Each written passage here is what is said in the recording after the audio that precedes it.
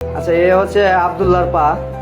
আপনারা অনেকদিন আগে আব্দুল্লাহর একটি ভিডিও দেখেছেন, যেখানে আব্দুল্লাহর হাঁটার সময় হাইপার এক্সটেনশন করতো। আমরা লক্ষ্য করলাম আব্দুল্লাহর বাম পা কিছুটা টাইটনেসের জন্য ছোট হয়েছিল এবং সেই পাটাতে হাইপার এক্সটেনশন হতো, মানে হাঁটুটা পিছন দিকে চলে যেত।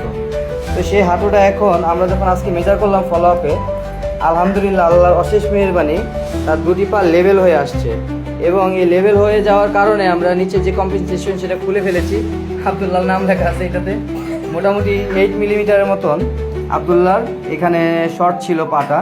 তো নিয়মিত ডিভাইস ব্যবহার এবং পরিবারের গুরুত্ব, পাশাপাশি থেরাপি ব্যবস্থাপনা, এই সব কিছু মিলিয়ে আব্দুল্লাহ টাইটনেসটা অনেকটাই কমে আসছে। বাট তবুও এখনও দেখা যায় যে নর্মাল পজিশনে ওর রগটা টাইট হয়ে থাকে, বা পাটা যখন রিল্যাক্সে রাখে তখন কিছুটা উঁচু হয়ে থাকে, যে গ্যাপ দেখা যাচ্ছে। এটা হচ্ছে কেন? টাইটের জন্য। আমরা যেমন চাইলেই পাটা সমান করে রাখতে পারি, আব্দুল্লাহ চাইলেই পাটা সমান করে রাখতে পারতেছে না। এছাড়া আব্দুল্লাহ তেমন কোনো সমস্যা নেই, আলহামদুলিল্লাহ যথেষ্ট ভালো একটা কন্ডিশনে আছে। তবে আল্লাহর কাছে লাখো কোটি শুকরিয়া যে এই যে আব্দুল্লাহ পাটি সোজা হয়ে আসলো, আমরা ফলো আপের কারণে লক্ষ্য করতে পারলাম যে আব্দুল্লাহ পাটি সমান হয়ে আসছে।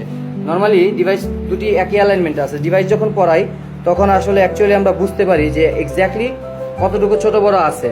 তো আল্লাহর কাছে অশেষ মেহেরবানি যে আব্দুল্লাহর পা কিছুটা টাইটনেস আছে, তবে অনেকটাই রিকভার হয়ে গেছে।